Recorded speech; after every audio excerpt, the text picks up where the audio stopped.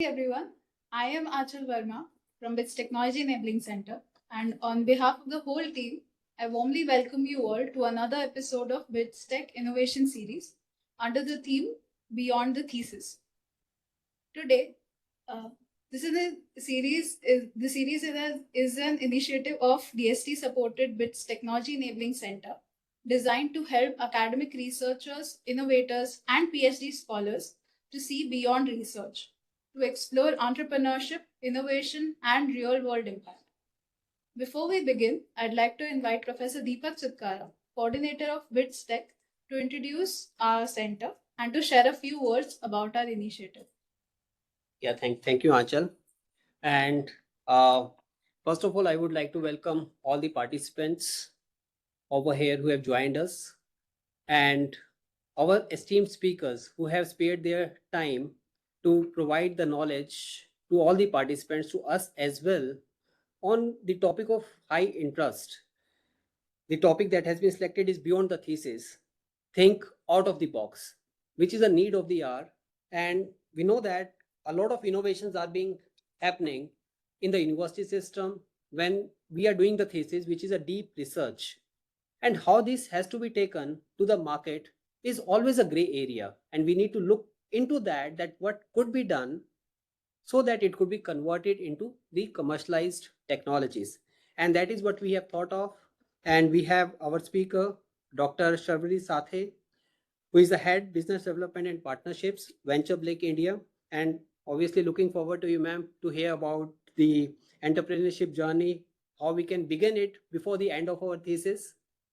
And then in the second session, we have Dr. Surendra Mohan, our own person from BITS Pilani, Hyderabad campus, who takes care of all the grant writing efforts for us. And he would be discussing about the grant writing for academicians and entrepreneurs. And looking forward to hear from you, Surendra, to have the interaction again going beyond what we normally do. Now, coming on to the Technology Enabling Center, this center has been created by the Department of Science and Technology, the TTI division, Technology Translation and Innovation division. What has been seen that over the past several years, lot of technologies are being developed, lot of IPs are being filed in India, but how many of them are actually going to the market? So there is a huge gap. Plus, we do lot many research projects. How many are actually being converted into the technologies? So this gap has been identified by the DST and they have started working towards that. With the mindset that we know that the technologies are being developed at the university systems, and it is the PhDs or the master students, the faculties who are working on various aspects of designing those products. Now, how to convert that?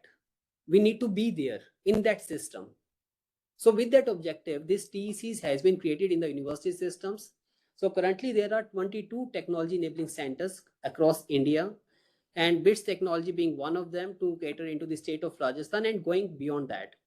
And all the TCs are very well connected with each other so that the information flow happens very smoothly. So we interact with many stakeholders in the entire ecosystem, starting from the students to the staff, faculties, looking into the IP aspects of it, then going beyond that to startups, then the investor network, then the Chamber of Commerce.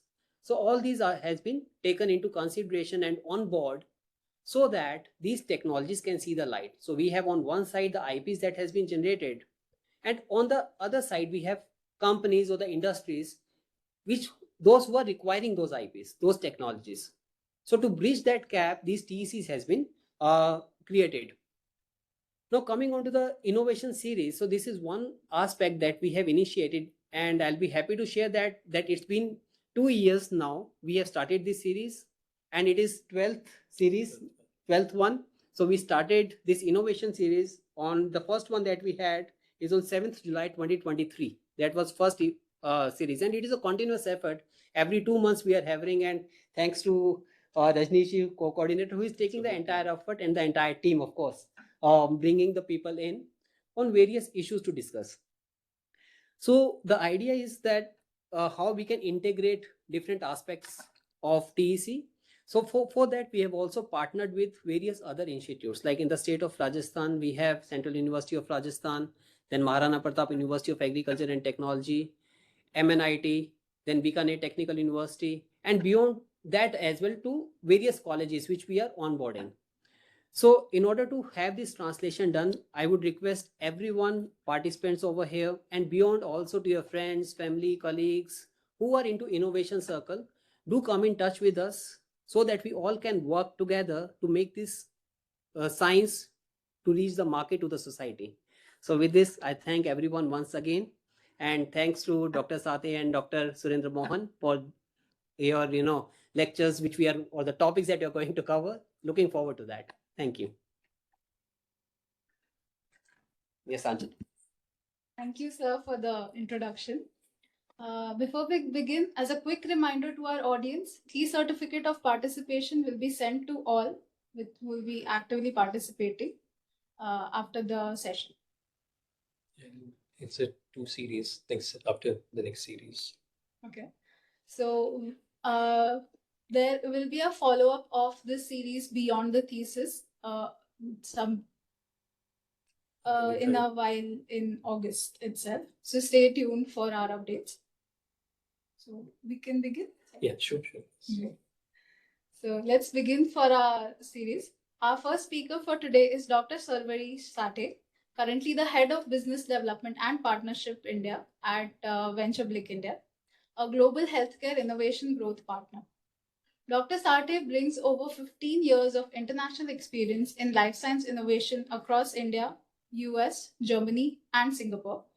With a PhD in stem cell biology, she has worked at the intersection of science and startups as a researcher, inventor, entrepreneur, mentor, and investor. She has served as Chief Operating Officer at a top-ranked Singapore-based startup accelerator and led innovation programs for IIT Madras, V Founder Circle, the High Commission of Canada, the Amazon Web Services (AWS) across Southeast Asia and Oceania. Today, she will be speaking on your entrepreneurship journey begins before the end of your PhD. Welcome to the Innovation Series, Dr. Sathe. The platform is yours. Thank you for the very kind introduction, everyone. Good morning, everyone, and thanks for taking out your Saturday morning just to hear me speak.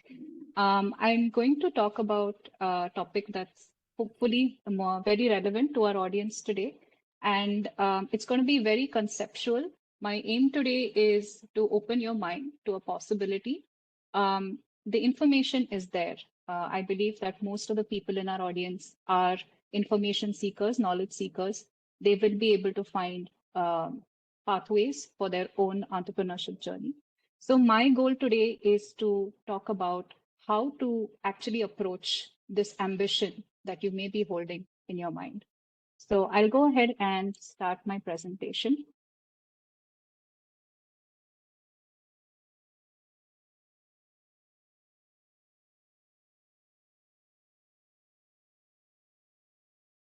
Yes, so Achal has already kindly introduced my background to you all, but I did want to go over it once just to draw a line of connection between the audience and me on this side today. I used to be in your chair. I used to be an aspiring researcher. I did my master's in biotechnology from the Institute of Bioinformatics and Biotechnology, University of Pune. And although the entire course was 5 years, I did a lot, including projects both within the university and beyond in TIFR Mumbai as well. One key experience that I carry with me from my master's is my participation in the International Genetically Engineered Machines competition. It has become huge now. It initially started by Craig Venter, who's one of the pioneers in synthetic biology. And now now the entire organization has gone even beyond him. It's an international competition. At that time, this is around 2008, right? So that time there were only about 3 participants from India. And our institute was nowhere on the map. I was probably the 3rd batch from the Institute of Bioinformatics and Biotechnology, 30 students in a batch. But our ambitions were huge. And that's why we participated in this international level competition. It was held in Boston, Massachusetts Institute of Technology. And we had to generate funding out of nothing. We had to talk to various sponsors. We spoke to people from Coca-Cola. We spoke to other people. Finally, it was friends and family who helped us out to support our travel to the United States and present there. So I would say that, this is just the beginning. This is just the spark of where I started out in terms of fundraising, in terms of taking a research project global, and in terms of presenting something to everyone. I don't want to go too deep into this, but if I were to cut it short, my project was around building a Turing machine within a bacterial cell, looking at input and output. That's it. So we were working on that, and we ended up getting a bronze medal for our efforts. I must add a disclaimer here. Many of the participants did receive a bronze medal. But if we had not even participated, we wouldn't be on this map. And that's the kind of attitude that I want to bring out in the participants today. I'm starting out a bit dry here, but I hope I can make it a bit more interactive and fun as I go along. I went on to do my PhD at the Mechanobiology Institute in the National University of Singapore. And it was a long and arduous journey. I will touch a bit more upon that as we go along. But at the end of my PhD, I knew that I did not want to continue doing research for research's sake, but rather towards a cause, which is why I was a bit lost at the time. The startup ecosystem was just growing in a space like Singapore. And I joined an accelerator called Entrepreneur First, which was a space where you didn't have to come with an idea. You just had to come as an ambitious founder. So they had an interesting concept where they put together many people like me with a PhD background or a deep tech knowledge, along with people who had domain knowledge or experience. And together, they just put us in a room and said, okay, make companies. And I thought that was an extremely creative idea, which was actually supported by the Singapore government as well. And we were given visas, we were given stipends, everything to enable us to be in that room. Everything else was up to us and our creativity and where we could take each other's skills. I think that was another enlightening experience for me, simply because of the audacity in the way it was executed. I did not succeed to become a founder through Entrepreneur First. So I come into the category of those 90% who fail even at the ideation stage. I went on to help other founders. I joined the Startup Buddy. Initially, I joined as a product manager, but my confidence from my experience at Entrepreneur First immediately had them consider me for a COO role and nothing else. I was coming in from a deep tech background, as many of you are today. I then went on to come back to India. This was after 10 years in Singapore. I joined We Founders Circle, and I was one of the people who helped to set up their EvolveX accelerator. Both the Startup Buddy and We Founders Circle were sector agnostic spaces, nothing related to stem cell biology or mechanobiology. And for me, that was like jumping into the deep end of the swimming pool. But I knew I wanted to be somewhere where I was creating something. And one day, maybe I could go back to some experience similar to iGen. Today, I'm the head of business development and partnerships, as Achal rightly mentioned. And at VentureBlick, I have had the opportunity to bridge both of these parts of my career. One is looking at deep science, and the second is turning that science into business. So at VentureBlick, we help companies to go global, specifically in the healthcare and life sciences. We usually work with government organizations, with large corporates, and through both of these, we enable young startups to grow further. So I just wanted you guys to join a Slido.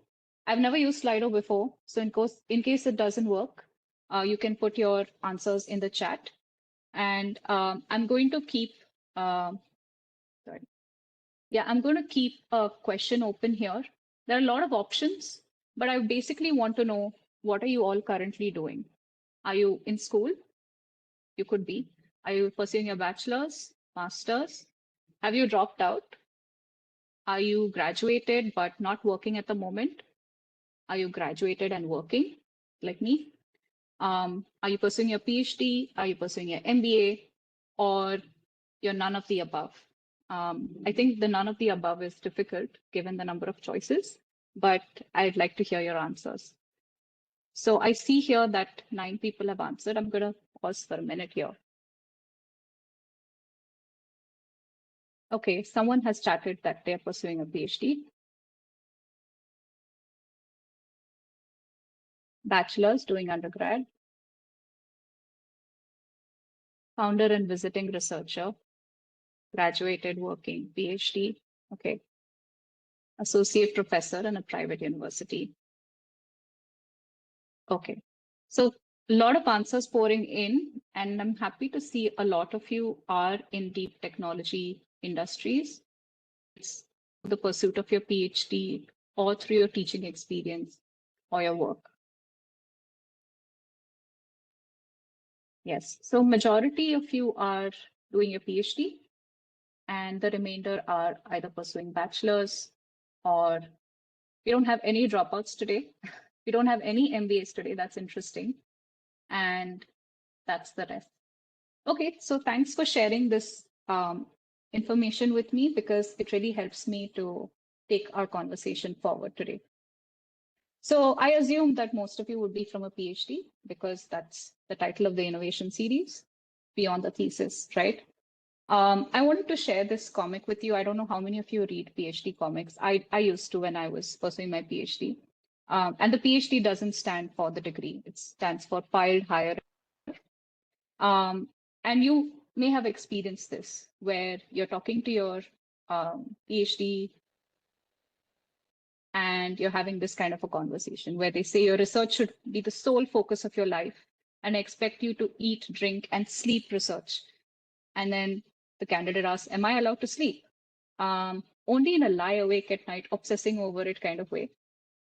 And so he kind of asks, more interesting than research, right? And of course, you're in this position where you're talking to your supervisor. This person has,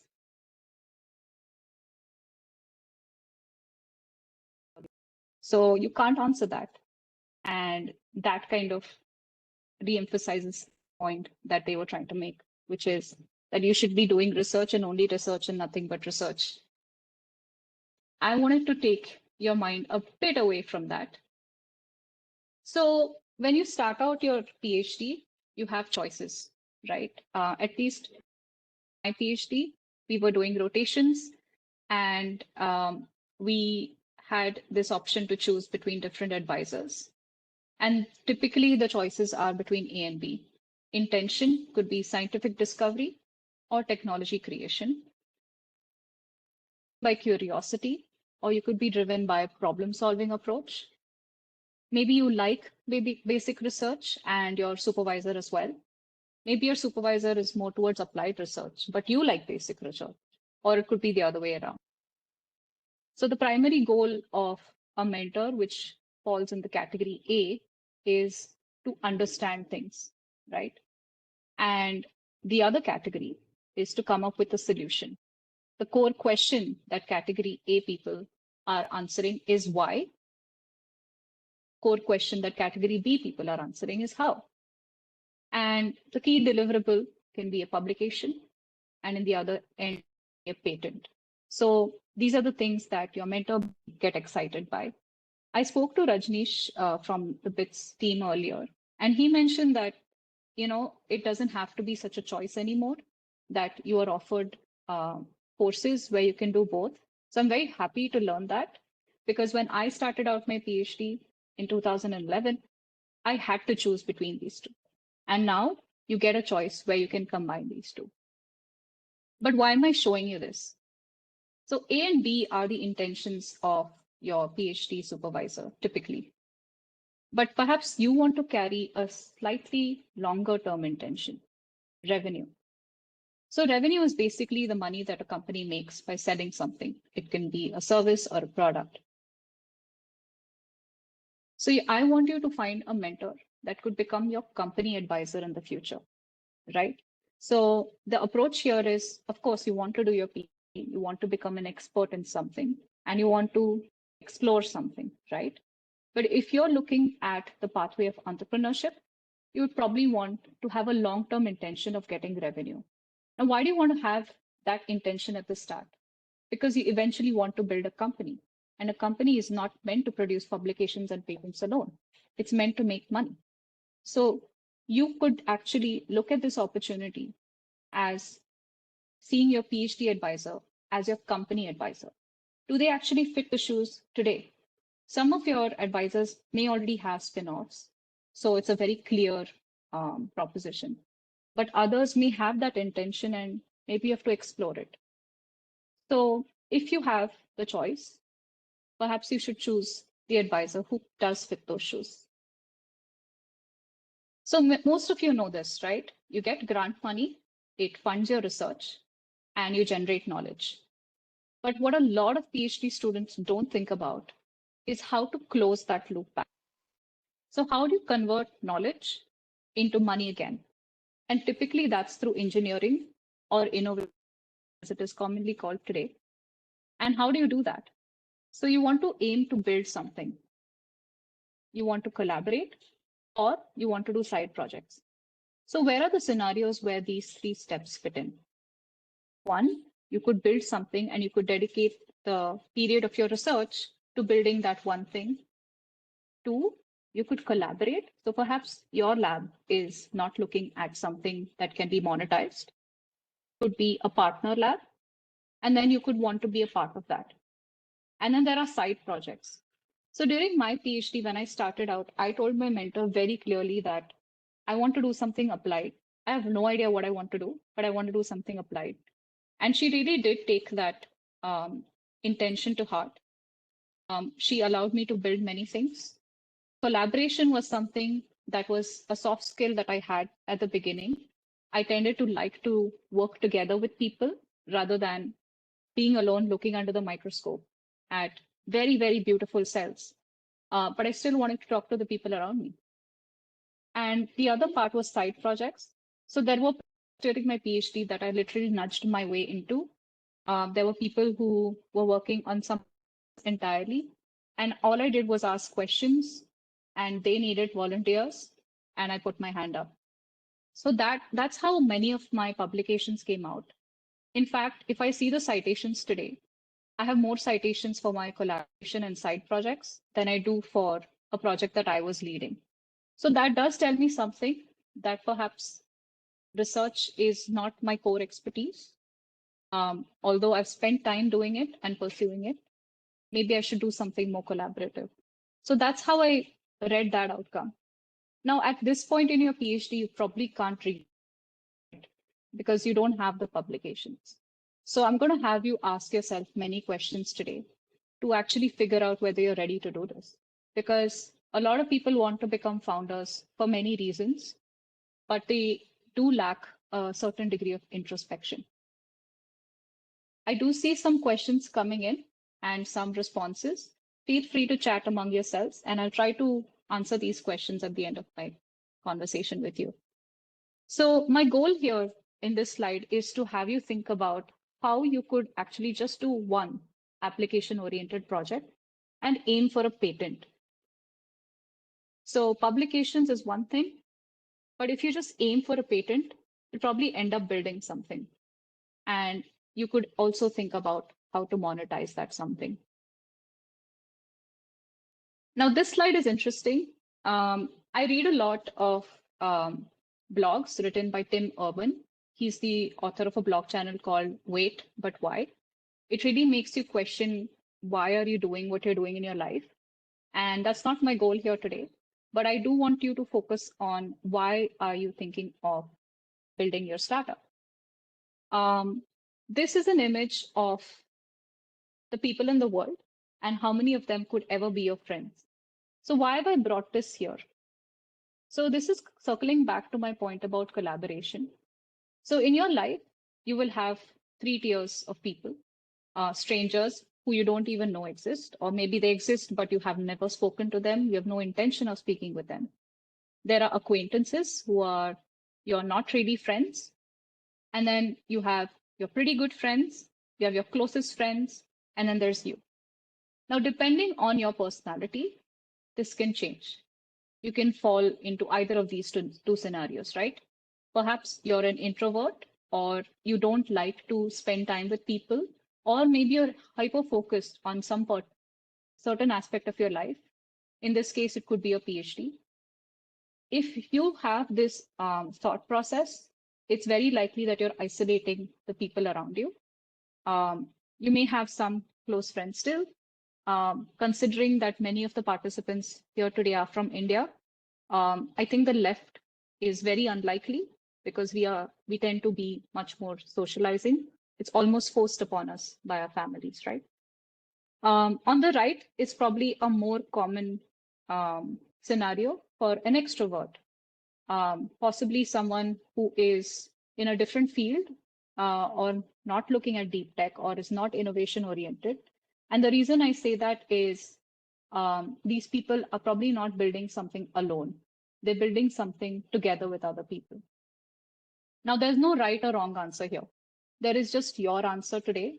And the whole conversation today is to have you think about where you are. But actually, when people think about being founders, they imagine the left scenario where you're attracting a lot of attention from everyone. Everyone wants to talk to you. Hey, I can't see him. And then you're here and you're surrounded by people. Honestly, if you look at the world today, it's more like the right. This is how things actually are. No one really cares that much about what you're doing because people are highly self absorbed. And by self absorbed, I mean absorbed by their phones. So you're going to need to fight these external forces or internal forces. Perhaps you're an introvert and you don't like speaking to people, or the people around you are busy. So you're going to have to kind of overcome these challenges in a social aspect to actually find your tribe. So what does it mean by finding your tribe? So finding your tribe means finding people around you who have a similar energy as you or an ambition as you to build something. And actually, what people tend to think is that people like me will probably want to work together with me. That is true to an extent. But what tends to work better in reality is to have a mixed bag of people.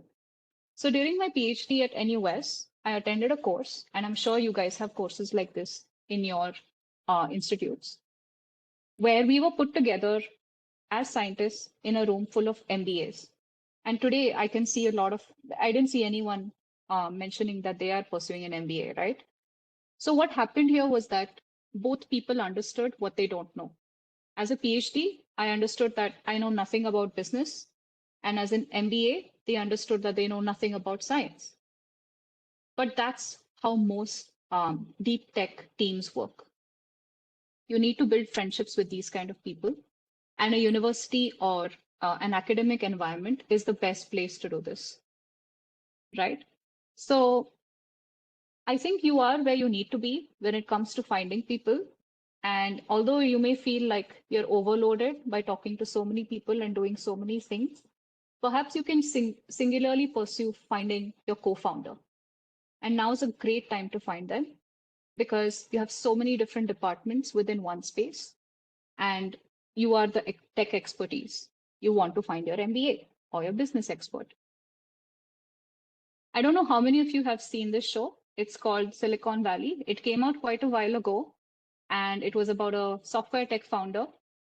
He was a total geek, and I'm a self-proclaimed geek as well. And he was trying to build something extremely deep tech. He found people like him in an incubator. So yeah, I see more questions coming in. They're asking about data integrity. I will get to that. So what is the goal here? It's to find not just people like yourself, but people who can help you. Now, this guy, if you've seen the show, makes a huge fool of himself, but he's really great at getting investor attention. This guy turned out to be their compliance manager. This guy tended to build their software. He was the founder, and he played a very good supporting role for the founder as well. So your goal right now is, of course, to build something, but also to build your team. So that's what a lot of PhD students tend to miss out on, which is that you have people around you who can really help you in your journey. And you don't have to be the person in the middle. You could be this guy, or you could be this guy, or you could be this guy, or you could be a woman like me. But my point is that you have the people around you who will help you with this. One more thing I wanted to point out that you already have right now is these three concepts, right? Willfulness, discipline, and ambition. There are different degrees to which people have these. Um, I think PhD students have a great combination of all three. If you have too much willfulness, you're very likely to become a drug addict. So I think most of you don't fall in that category. If you have too much discipline, you'll end up becoming a robot and not talking to many people. Um, and if you're very, very ambitious, then you will only build dreams, but nothing will come to fruition. So you want to be in the sweet spot of these three and find your determination, right? One key piece that's missing here, determination is there, is experience. So a lot of PhD students, having been isolated and in a university environment, they have not gone out to the real world. They don't have experience. They don't understand what it means to build a business. And I was just like that. I had no idea, and I was learning every day, but I always felt like I never knew enough. Um, I'm still reading books. I have one here called the 80-minute MBA, and I'm pretty sure this isn't going to cut it, but um, I think every day is a learning experience, right? So how do you do this? You read books like I pulled out. You can attend campus courses. You can intern in a startup. You can see how it really works. Even if you join as a techie in a startup, you will still learn how the rest of the company works. And get out of the building. A lot of people, I have some interns currently who work with me. And this is the biggest thing I have to teach them, which is that you're not going to be able to connect with people just by emailing. You're not going to be able to connect people just by sending them LinkedIn requests. You have to get out of the building and talk to people. So currently, we're working on a project where we're bringing Korean innovators to Mumbai to distribute their products in India. And we had a simple problem to solve, right? Which is that we want to give them a corporate gift. So, being interns, I expected my interns to come up with very different ways to do this. And surprisingly, they came up with very traditional ways to do this. So, they ended up going to shops that they knew from friends, or they ended up looking at websites that can put logos on objects like water bottles. But what a lot of people didn't think about is to actually just post a message in their friend circle. I posted a message in my society group and I actually got a lot of hits. And the reason why it worked is because you need to look outside of yourself. You need to look outside of your building for simple solutions, right? I think that's what we as researchers tend to forget is that every person has a function in the whole world of business, and we have to respect that and we have to collaborate. And the best way to do that is to get out of the building. So even though a person may not feel like they belong to your tribe, they may actually be bringing value to you.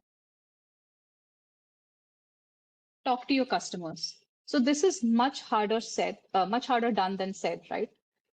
You probably don't know who your customers are right now. So today I want to also give you a glimpse of that, and I will get to that soon. So now we're at about halfway point of what I wanted to speak about today. Some of you will have your phones accessible. I just want you to pull out ChatGPT and ask this question.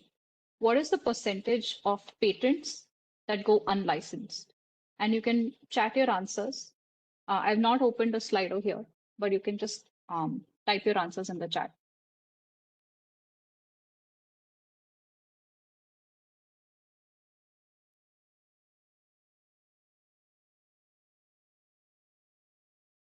Anyone? 95% of all patents are never commercially licensed, 80 to 95%. Yes. So this is what ChatGPT gave me as well. So 5% or less patents are ever licensed or commercialized, and 95% go unlicensed, of course. And 65% of university invention disclosures are unlicensed annually, right? So that's a very intense number. Okay, let's do another. Ask ChatGPT exactly this prompt. Startup failure rate statistics 2024.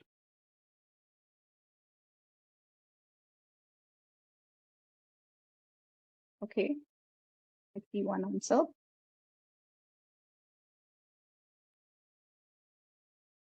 90%.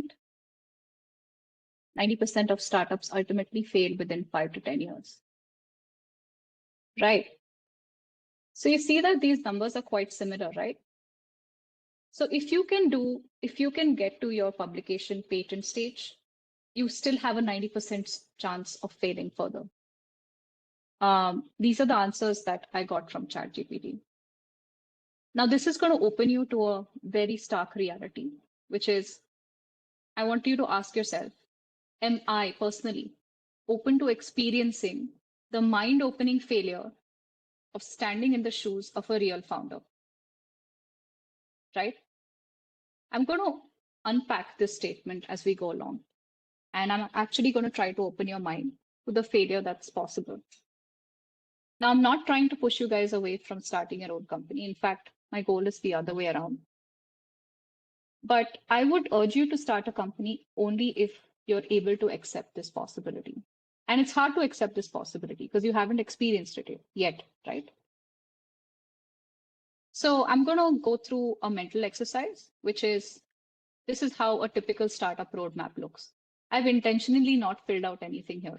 It's header one, lorem ipsum, blah, blah, blah.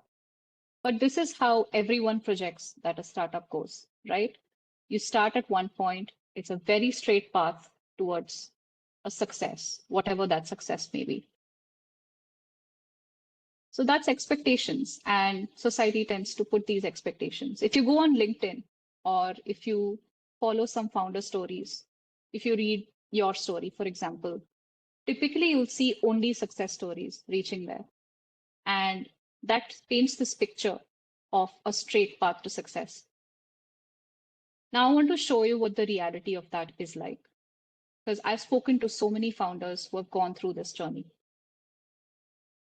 Again, I'm not going into the details, but typically, a lot of people at their ideation stage will fail. Perhaps they will not come up with the right idea. When they talk to a customer itself, they'll find out, okay, this is not going to work. Or they find out that someone has already done what you're thinking of doing. Or they just think this is too hard and give up. Some people go on to the next step. It's not a straight path. You can see I've drawn a squiggly line going from one point to the next. Some people go on to the next. Again, it's a roller coaster. And some people drop out because they're not happy with even going through 2 steps of this roller coaster.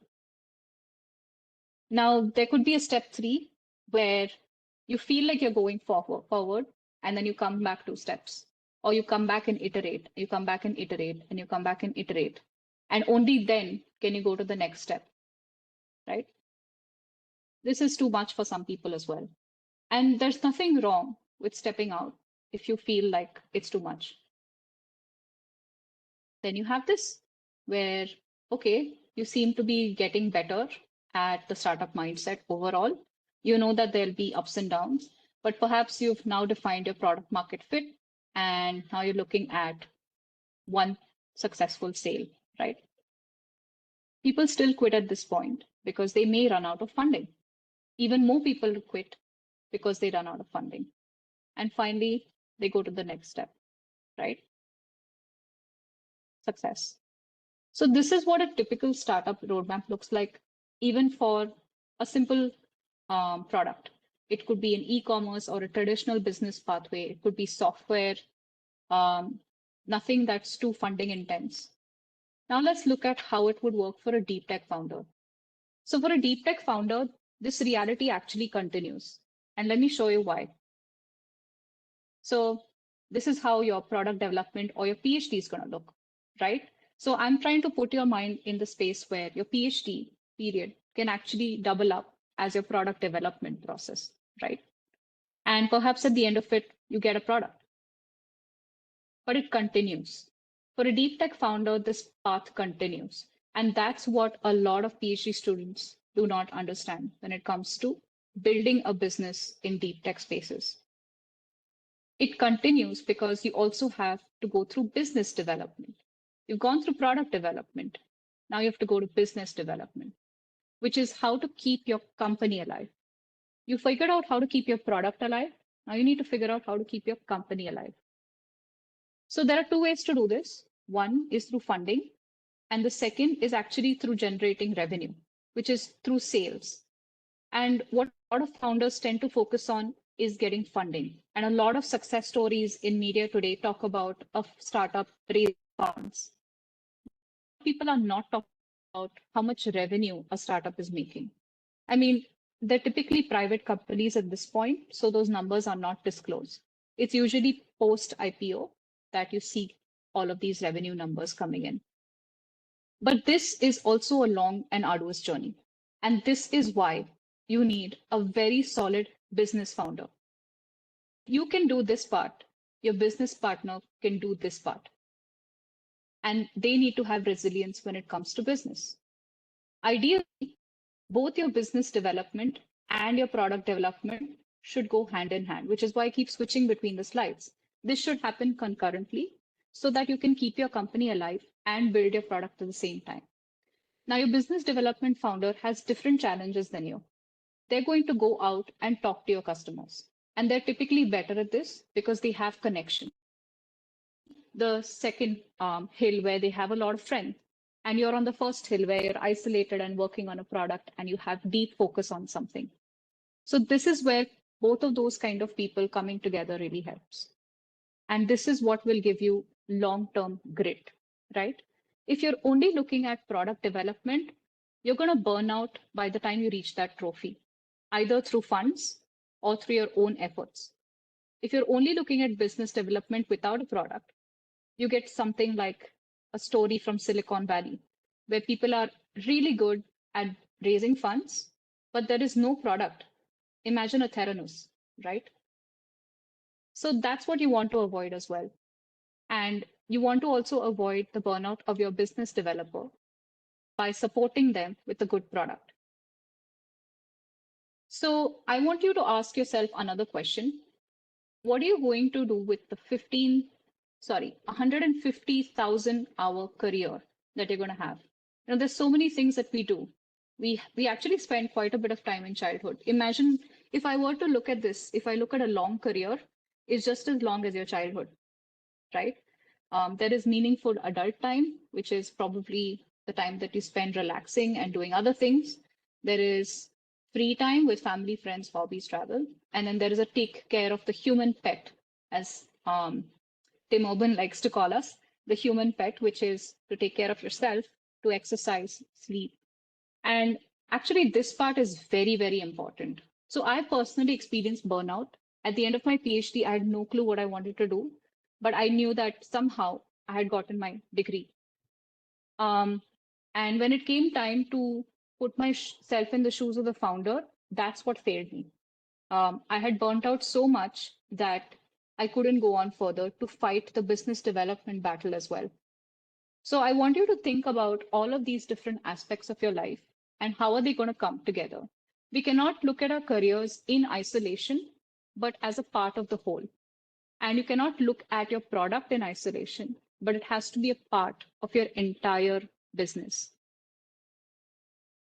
So again, I'm going to have you ask yourself, am I open to experiencing the mind-opening failure of standing in the shoes of a real founder? You saw the statistics, 90% of patents go unlicensed. You saw the statistics, 90% of startups fail. So you're going to have to pull yourself to be in that 10% in both of those journeys. And that's the biggest challenge of deep tech founders today, right? And this, the reason I'm having you ask yourself, am I open? Is because there's mental resilience required for both. Now, how do we actually do this? You got to chart out your own plan, and I'm going to help you to do that. So I'm going to pull up a case study from my work at VentureBlick. Now, VentureBlick, I just want to spend a few minutes talking about what we do. We actually, like I mentioned, we help startups through our corporate clients and our government clients, right? We've created a space where healthcare and biotech founders can actually put up their innovation. I'm just going to pull this up. We have many founders who have joined us from different locations on our community, and they've showcased their technology. Now, who are they showcasing it to? They're showcasing it to potential investors, distributors, and our corporate clients. Now, why would they be showcasing it to our corporate clients? Like, who are these people? They're actually corporations scouting for the latest technologies. So there are a lot of open innovation challenges that are out there, in case you're not aware, where large companies are looking to acquire smaller businesses to actually add the tech capability to their portfolio. And it's not always just tech capability. A lot of them are also adding markets to their portfolio. So we've had multiple projects coming to us at VentureBlick where large companies like Celtrion are looking at markets like India, China, Europe, USA, and the list goes on for new technologies that they can add to their pipeline. So let me elaborate a bit more about what that means. So let's talk about Celtrion. They came to us with an open innovation strategy for new drug development, right? They're looking to find new drugs that they can add to their pipeline. So this is a very large company. It's originating in Korea, and it's one of the pioneers in the biosimilar market in the world. It has a large number of employees. It started in 2002, and they're looking at these three business areas. You guys can read this. But look at the sales, right? Look at the amount of sales that they have. They've actually had to cut this graph short in order to fit it all in one space. So they came to us with this search where they had areas of collaboration that they were looking for. Imagine it's a large company with so many employees, but they are also choosing to get out of the building, right? So that's how business typically works. You have to collaborate outside of your own capability.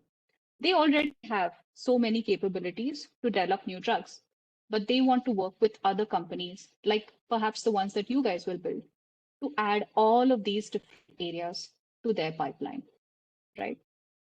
Now, this opportunity is closed, so don't go out and start Googling this, but you can join our platform and see more opportunities that will come.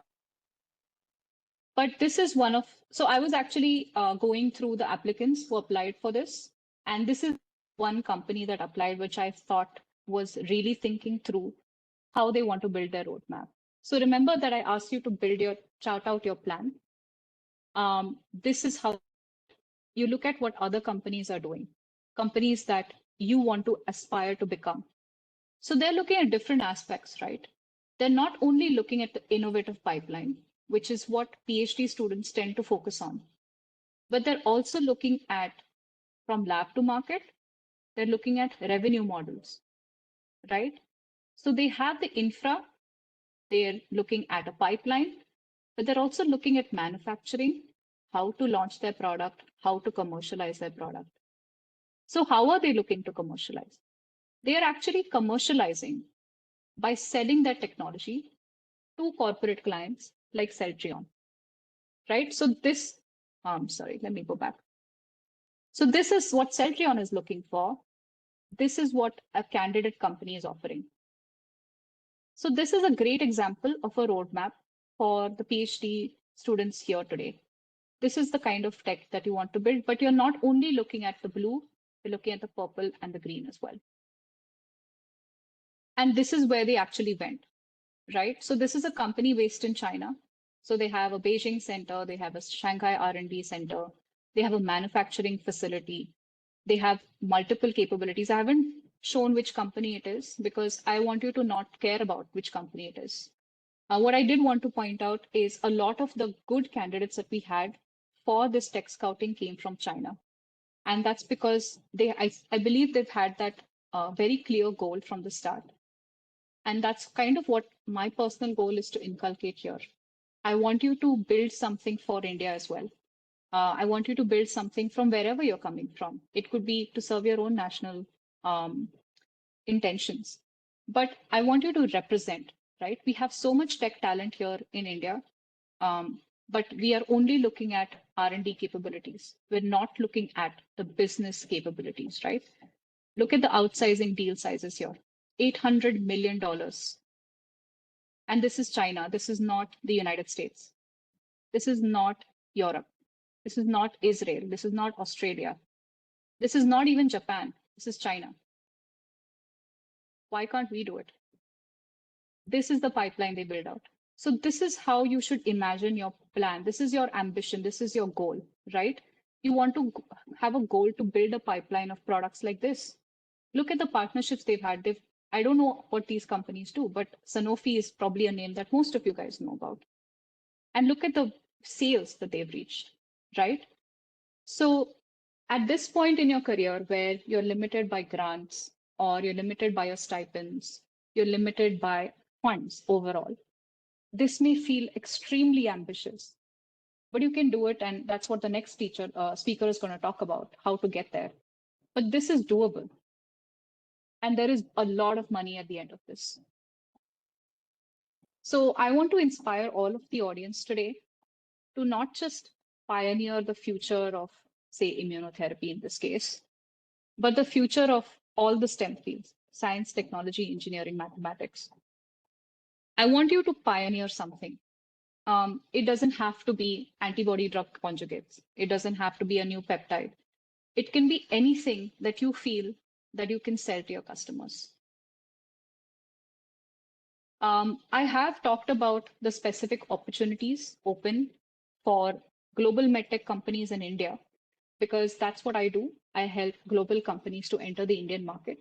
But these are also the opportunities open to medtech innovators, not biotech in this case, medtech innovators in India that you can go on to. There's a huge shift in the Indian hospital ecosystem right now, and I'd love to share that information with you. And you can use this QR code to read this white paper that I've written. It's free to access. So that's the end of my talk today. And I want you to think about how you're going to let the venture begin. How are you going to build this? And what mindset do you personally have? Thank you. And I open the floor for questions. Okay, so we see one question here where our founder is asking, I want to start a company. What essential things should not be overlooked? I hope I covered most of those points, but funding is essential. A team is essential. Ideas are plenty, right? I'm sure you guys are smart enough to come up with creative ideas. If you feel that you're at a loss for ideas, again, get out of the building, talk to people you don't typically talk to, and your ideas will come to you. All right, 1 second. I'm not able to access questions. So I'm just going to step out of my presentation and see what questions are there in the audience.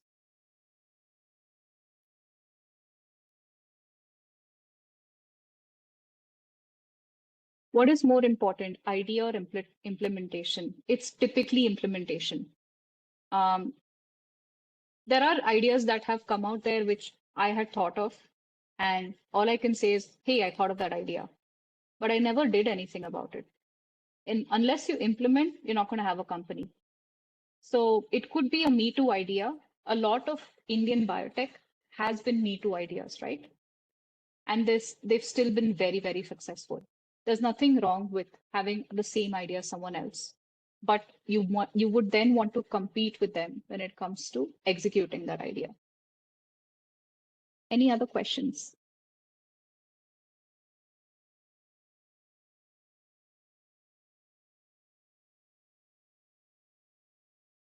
For ideas, we have to look into existing problems in our society or search for new innovations. Yeah, that's a good point.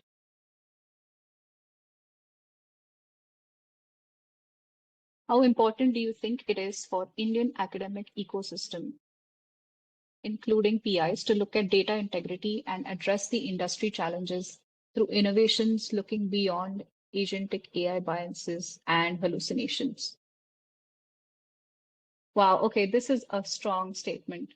I wouldn't say that we're producing garbage as science. We're actually producing very good work. We're not able to commercialize it. That's my opinion on this question. What are the opportunities to collaborate during my PhD here? We are talking about, say, when I have my own startup, EduTech. Talk to BITS Technology Enabling Center. They will tell you all about this. Why is it important to face failure in every step of startups? Is vision not clear or preparation? I think failure is part of everything. When you learn to walk, you fell several times. And we forget that because we were children and we didn't care. But that's one thing that as we go deeper into our careers, we become less tolerant towards failure. Yeah, so the point that turns out hardest as a startup is to find a person who can drive business in terms of money.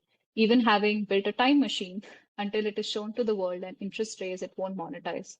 So that's where you have to work on finding your champion, right? It could be a childhood best friend who could help you do this. Maybe they're not doing a PhD, but they believe in you as a person. And basically, you need to find someone who believes in you and your abilities. And that is not as easy as we think. So I'm going to pause for now and I will chat the answers to some of your questions.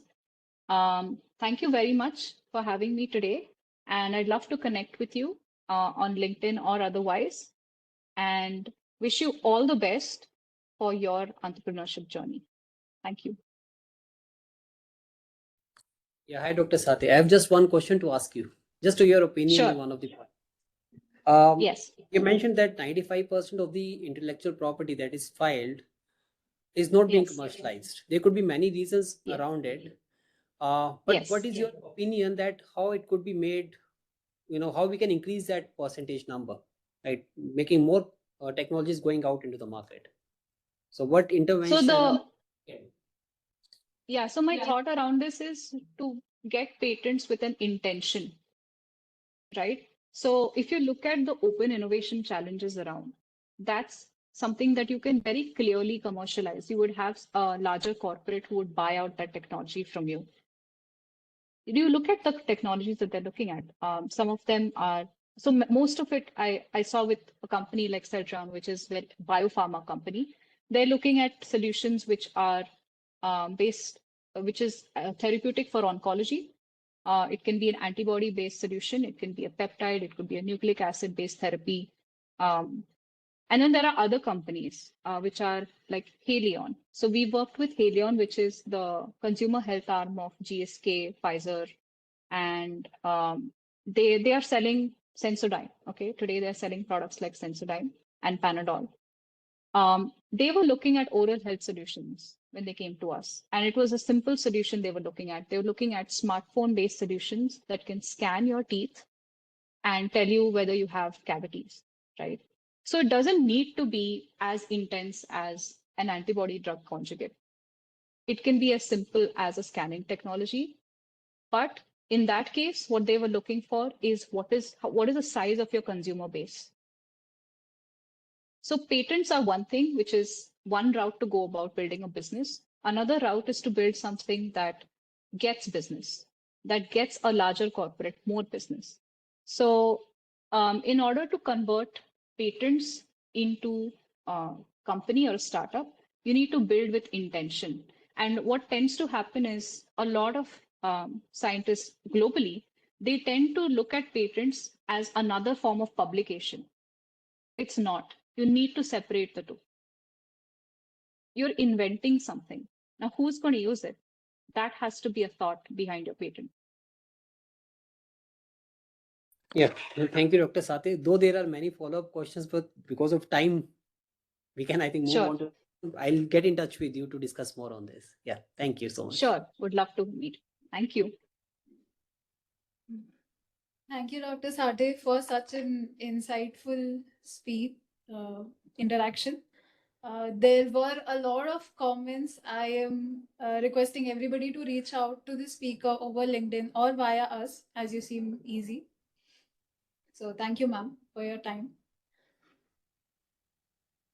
So with that, we now move on to our second speaker, Dr. Surendra Mohan, Grants Manager at BITS Pilani.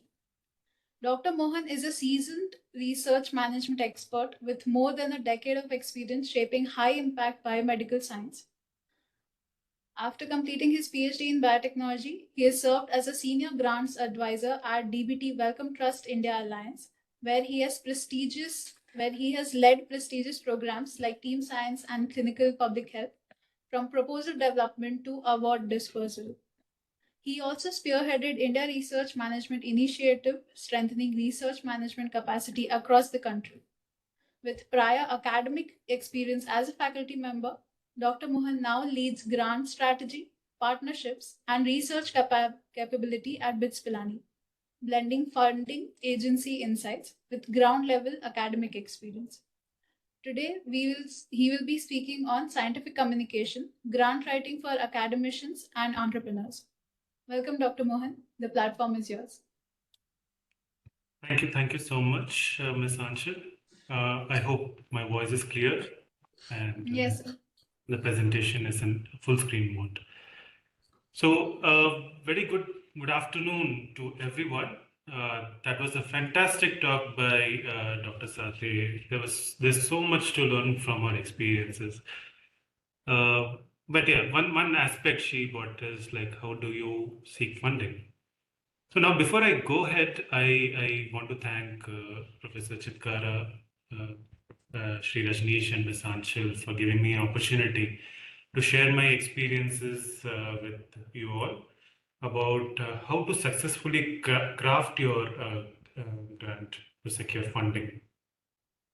The principles and the format apply to almost all types of scientific communication, including writing a publication or a review or even a white paper.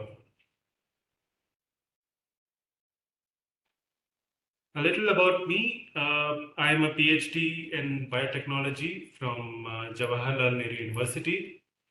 I have also worked as assistant professor at SRM University, Haryana. So during these two tenure, both at JNU and SRM, I had written grants to seek funding to set up lab and support my projects. Then I later joined the Department of Biotechnology Wellcome Trust India Alliance, which is a reputed funding agency where I understood the behind the scenes working of the grant and the fellowship programs and the know-how of crafting competitive proposals. So this is where I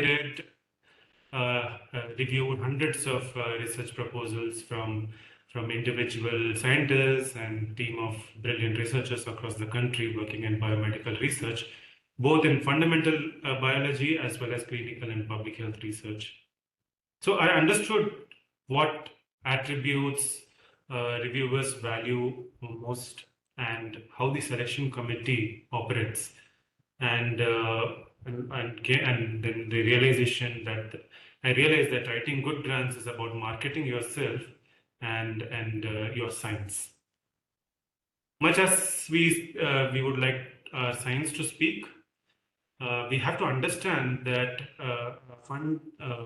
for those that fund our research can't understand the language. It needs to be very subtle, and you have to market it carefully. So they have to convince, the committee has to be convinced. So it's more or less like a Shark Tank game. So I have a series of questions. I would request you to join Slido. If so it often happens that sometimes there is some network issue and you're unable to join Slido, so please feel free to drop a comment in the chat box. I have a small icebreaker session for you, and here you go. What is the first thing a researcher does after submitting a grant proposal? Either they start working on the next one or refreshes their email every 5 minutes, hoping for a response, takes a nap for 3 days, and wonder why they chose this career path. I hope that you are able to join and respond to these questions.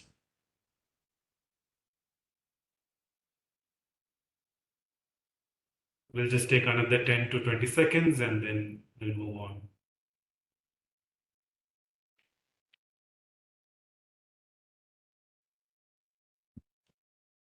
Oh, wonderful.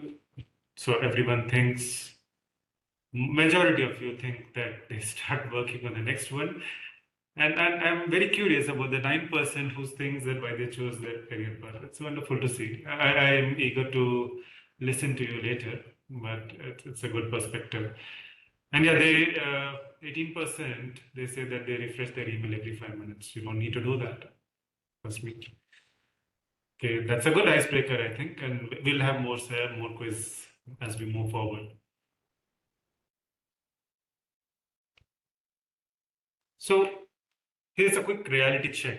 Let's talk about the grand cycle. At the top, we have the say fantasy version. You know, the utopia dreamed by the funding agencies. You write a grant, get a bucket of money, do cutting edge research, publish in top journal, and then repeat like a well-oiled academic machine. Right? That is what how we fantasize it. But now let's come down to reality. In the real world, we start by doing research first, because who has the time to wait for funding, right? We need to perform, we need to publish, we need to move forward with our research, because otherwise it will get outdated. We don't publish it yet, but we call it as a preliminary results and keep it in the drawer like a secret recipe. And then when we write grant, pretending we are going to do this research in future, submit it, cross our fingers, and you know, if the stars align, we get funded. Now we can finally publish those results and act like it magically happened after the grant came, and that's how majority of the time it works.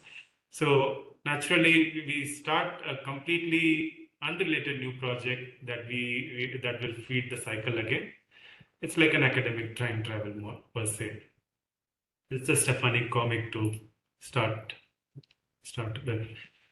Okay, so let us start with a simple exercise before we get on the details on academic writing. So on your screen, you will see 6 key steps involved in the research funding journey. So from writing proposals to managing funds, but they're all jumbled up. I would like you to head over to the Slido now, and where you all these 6 steps are listed. Your task is simple, just arrange them in the correct order and how you think a typical research grant process unfolds. Yeah. So I will just take around 30 seconds to 40 seconds to complete this process, and would like to see your understanding.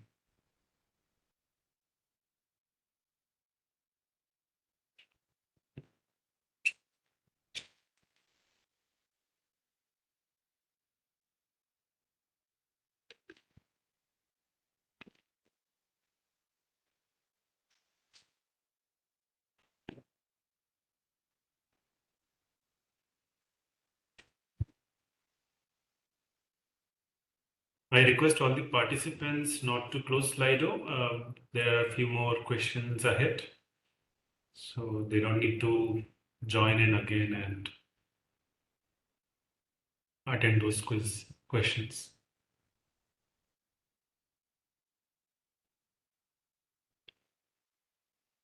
What I understand is many of you think it is important to identify your research direction. That's the correct way. You need to identify the research direction, and then, of course, identify your collaborators, draft your proposal.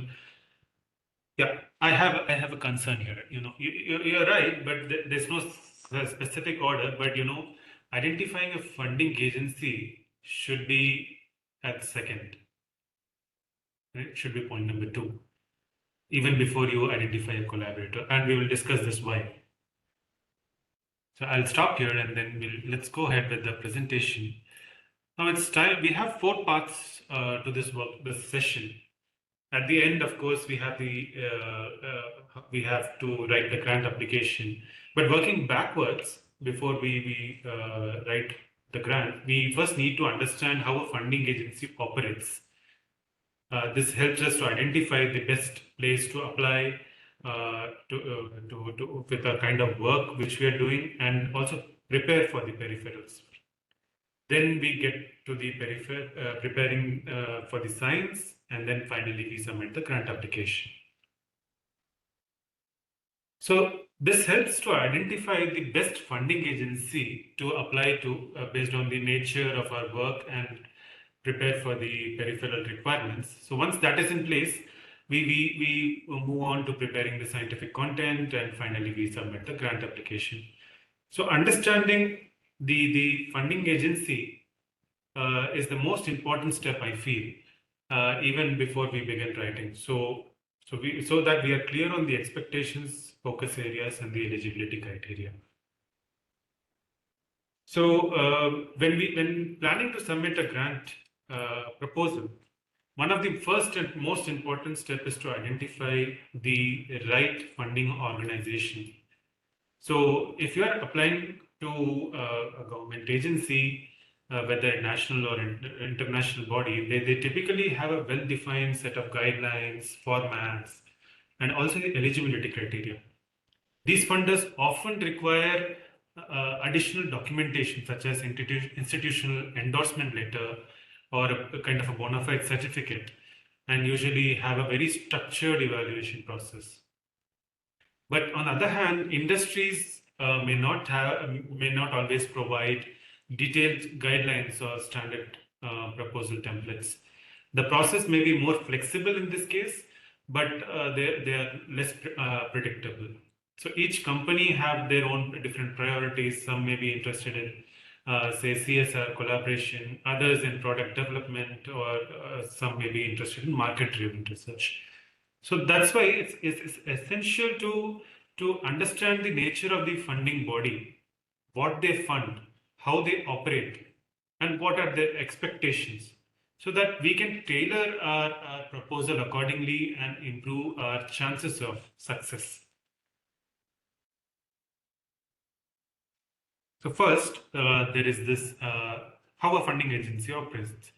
So first things first, there is an administrative screening where your application is reviewed for basic eligibility, alignment with the scheme's objectives or remitted score, and overall completeness. Next comes the peer review, where the funding agency identifies subject matter experts to evaluate the scientific merit of the proposal and also the overall quality of the proposal. Well, these reviewers also typically assess aspects like feasibility. They assess novelty and impact of the project, basically. So it's therefore important that these elements are clearly articulated in the proposal and provide the reviewers with confidence that this proposal will be a grand success. Then this leads to the shortlisting stage, which may include an interview or a presentation, and which is followed by the final funding decision. Let me take a closer look at each of these stages in a bit more detail. We'll start with the administrative screening. So this is the landing page of Team Science Grant Program, a program which I was handling earlier at Equity Wellcome Trust. It's a very prestigious and widely respected funding scheme in the Indian research ecosystem. It is essentially known for supporting collaborative, interdisciplinary, and multidisciplinary research efforts aimed at tackling significant health challenges in India. So before preparing a grant application under this program, it is absolutely crucial to study this page in detail, because it clearly outlines the scope, the expectations, and essential component that your proposal must include. For instance, let's this page prominently highlights several critical elements in bold. The program clearly states that it will fund a team of researchers working collaboratively, not individuals. It also expects the proposal to address an important health challenge for India. It also states that the proposal must be interdisciplinary and cutting across different fields of expertise. And also, it should be a multi-institutional or should have a research management plan outlining how the team will coordinate, share responsibilities, and manage data handling. So each of these points is not just a suggestion; it reflects the core criteria that reviewers will use to assess your application. Ignoring or undermining any of them could significantly lower your chances of getting funded. So, before moving ahead uh, with any drafting or team formation, it is important to read the guidelines thoroughly, reflect whether your research vision aligns with the program goals, and make sure that every required component is thought through and integrated in your proposal. With that context in mind, let's do a quick poll again to test how well you have picked up the essentials. So here is a question. I once submitted a grant proposal to DBT Welcome Trust. I made sure that it was ambitious and I brought together an interdisciplinary team to strengthen it. But to my surprise, the application was rejected at the screening stage itself. What could be the possible reason? I want you to head to the Slido and answer this poll. We have 60 seconds to answer this question.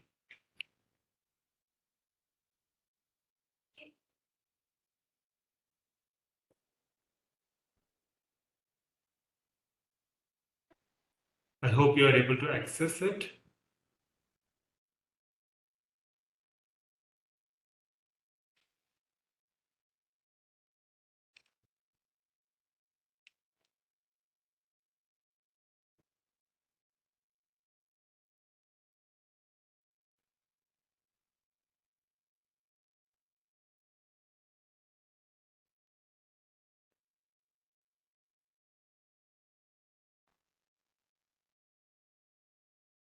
Okay, some of you are saying 4, 2. Okay, so yeah, that the first one is it's not even a right answer, Although it happens most of the time, it's not the right answer. See, I have mentioned that this grant supports funding to address an important health challenge in India. So this topic itself says that the focus is more towards sub-Saharan Africa and not India. So basically, we can have two options here. One is the applied research to improve health access. It should be ideally in India and not Africa. The second is the interdisciplinary team. So nowhere in the title I have mentioned about interdisciplinary, although I have said, but it is not coming out in the title.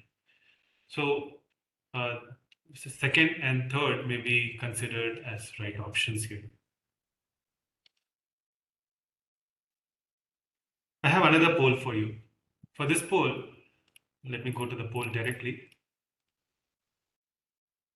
Dr. Beko was informed that her extramural grant got rejected at screening due to high plagiarism.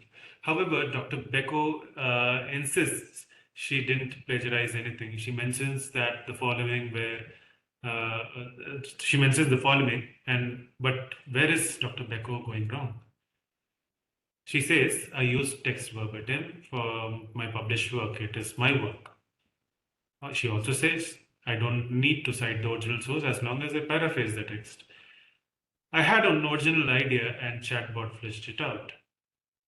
And she said, I used WHO guidelines docs, so they are publicly available. Which do you think is the right answer? Okay, 67% of you say I don't need to cite the original source as long as I paraphrase the text. That is completely wrong. Even if you paraphrase a text, you are required to cite the original source of that text. The first point, which 33% of you say that you use text verbatim from your published source.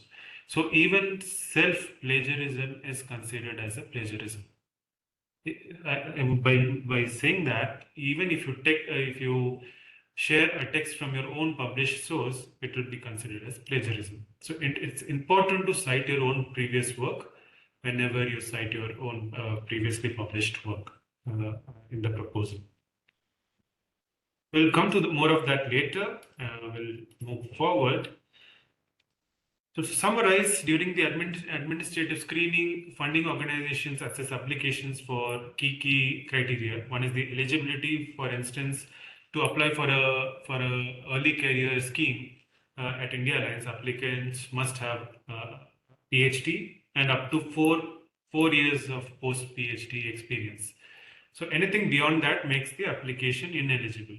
So we did receive a lot of applications with more than four years of post PhD experience. So that shows that applicants have not clearly read it. So it is important to read the guidelines carefully. Next is the remit of the funding agency. We have already discussed this. So it is important to ensure that the proposal aligns with the goals and the priorities of the scheme. Both eligibility and remit can usually be understood through a careful review of the funders on the funders website. And you can also reach out to the previous awardees and they will also easily help you out. Next is the plagiarism, which warrants a longer conversation, but to keep it short, we saw in the previous poll, certain forms of plagiarism are clearly unacceptable. But here's the open question here for you, just to think about it. Even using large language models like ChatGPT or Gemini to draft proposals are still unacceptable. But however, it is still acceptable only to a certain extent. So whether it is ethical or to do or not is another debate, but please note that your proposal will be checked for AI and will be severely penalized if found AI filled. And there is the last point, which is the completeness of the application. Ensuring that all the required sections are filled out properly, that supporting documents are all attached, and guidelines are followed as per the letter. So with that, we'll move on to the next stage, which is the peer review stage. This is where the funding agency sends your application to subject matter experts for evaluation. In many of these cases, the agency's website will outline the specific criteria that reviewers will be evaluating on. So this may include, as I said before, novelty, feasibility, impact, and team expertise will all be key criteria which reviewers will be looking on. So this determines the competitiveness of your proposal. On that note, I have another poll for you.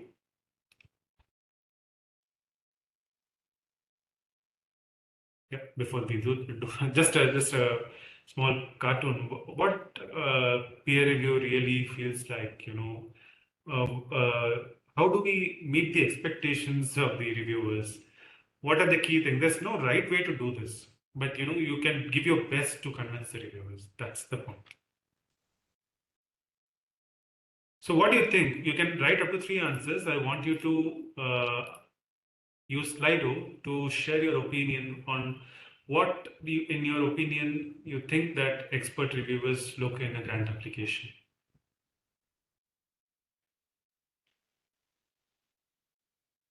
Translation potential, very important point. They see whether the idea can be translated or not. Profitable deal, yes.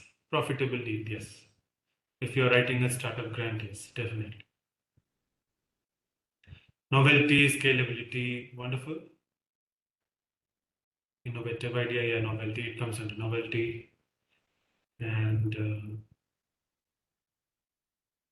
long-term vision, exactly, long-term vision, very important point. Sustainability, limited current options related to work. Okay. That limited current option may be considered as novelty. technology applicable and reproduced for longevity. Valid points. See, you have a fair idea of what reviewers will look for, and cheap alternative. That's very interesting. Cheap alternative. Okay, we can discuss that later. It's a subjective term here. Adaptability to new markets. Wonderful, wonderful. Yeah, yeah. I think you guys have a fair idea on what reviewers look for. With that, let's move forward. Customer satisfaction. Yes, very important point. So essentially, there are a few key attributes that reviewers typically assess. One is the grantsmanship, significance of the proposal, the competitiveness of the proposal, and the cohort of applications they have received. Approach. What is your approach? What is the innovation aspect in your proposal? And also, one most important point is the host institution from where the proposal is being proposed. Submitted. That is also an important aspect. So it's also worth remembering that most reviewers are volunteers, and they volunteer their time and often review proposals on top of their very serious regular responsibilities. So write with them in mind. Make it as easy as possible for them to assess and score your proposal according to the review criteria, because they're going to spend a lot of time in reviewing your proposal. And if you make them think a lot, I don't think they are going to score you very high. So it's important to keep that in mind. We'll spend a bit more time on how to highlight these aspects effectively when we move to the proposal section, when we write the proposal. I'll come to the last part here. Finally, we come to the third step, which is the shortlisting. So we receive the scores from the reviewers, and the applicants are shortlisted based on the scores and reviews. And in some cases, there is an interview process that follows. So based on this, the final funding decision is made. So at this stage, it is important to ensure that you are able to comply with the funding organization's award conditions and policies before you even accept the grant. With that, we'll go to our 4-part structure again, and the next is prepping for the peripherals. So this includes key information such as the nature of the funding agency, eligibility criteria, remit, and so on. So third-party platforms like, for example, India Bioscience offers concise summaries of these aspects, which can be very helpful when you are exploring different funding schemes. Then there is the funding amount, which is on offer. This is crucial in identifying whether a scheme fits your needs or not. For example, if your project requires 2 crores, which includes 1 crore of equipment, but the scheme only allows equipment purchases up to 50 lakh. So you will need to revise your plan or explore additional funding sources. So that is a very important aspect. It is also important to consider the timelines involved. So understanding the grant cycle helps you assess how it may impact your proposed work. For instance, it is 2022 and you propose to use large language models to solve a simple math problem. You apply to the scheme with an 8-month funding cycle, but by the time the decisions are made, something like DeepSeek has been launched. So, and your idea is already, you feel it's outdated, so due to its rapid pace of the progress in that field. So while it isn't necessarily a concern in all research areas, it is something to be aware of.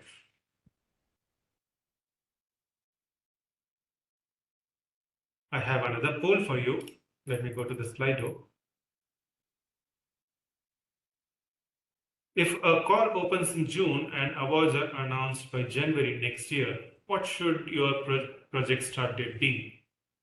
Either it should be July, the sooner the better, or the second option is January because it's the start of a new calendar year, February or March because it allows time for award processing and fund disbursement, and April, which is start of a new financial year. We'll just take 30 seconds, and I would like your opinion or your understanding when the grant should start. Yeah, most of you are saying 3, sooner the better. There's one response, sooner the better.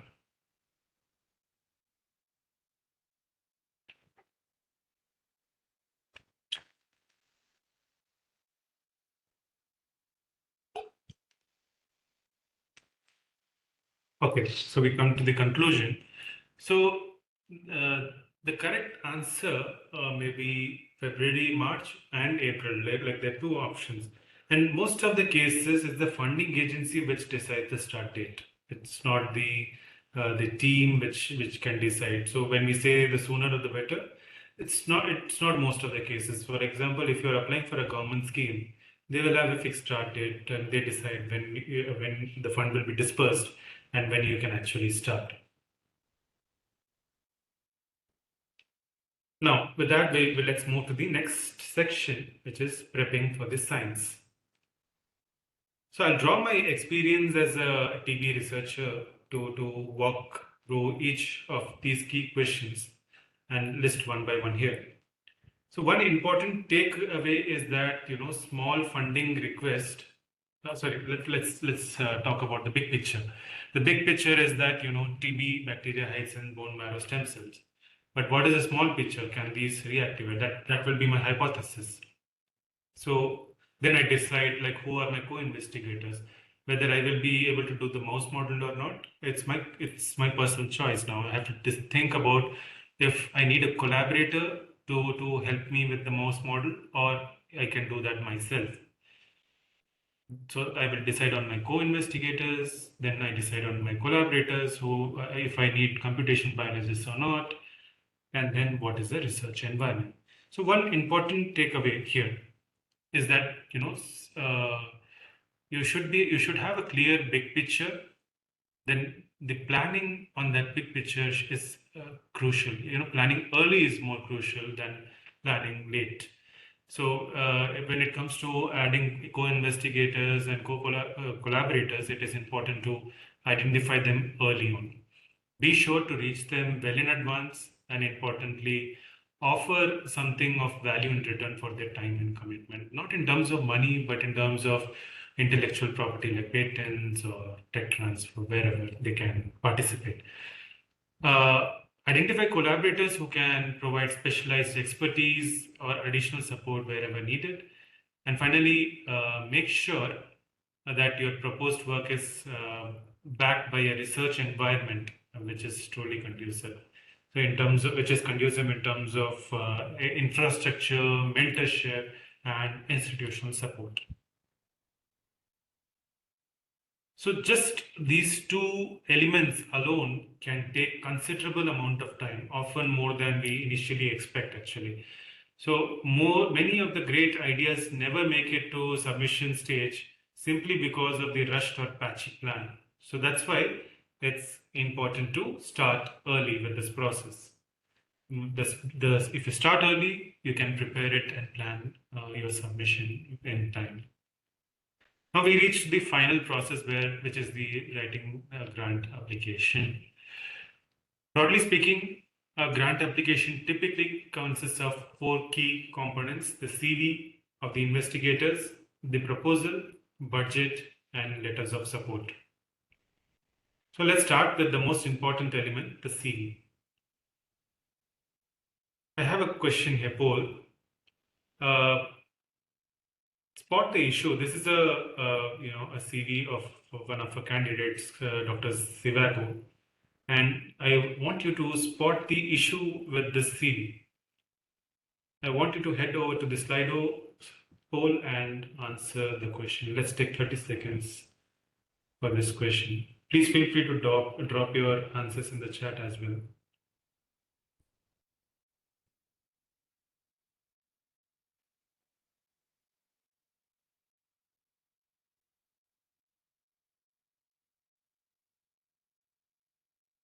So, yeah. It is not in reverse chronological order. Yes, you are right. Any other opinion? I think most of you agree, or someone has said frequently changing institution. Yes, it is a point of concern, but if you properly justify that in the application, I think the reviewers will consider it. It's still okay. But do note that reviewers do notice this, that you are changing institutions quite frequently, and it's actually it's a red flag for some of the reviewers. Yes, nowadays every funding agency has a set pattern to fill, but there are funding agencies that still do not have a fixed pattern. So we need to be very careful when we fill out our CV. Well, so it's, in this question, it's clearly mentioned on the top, the most recent first. But this candidate chose to write the recent one at the very end. So this itself is like a grantsmanship issue.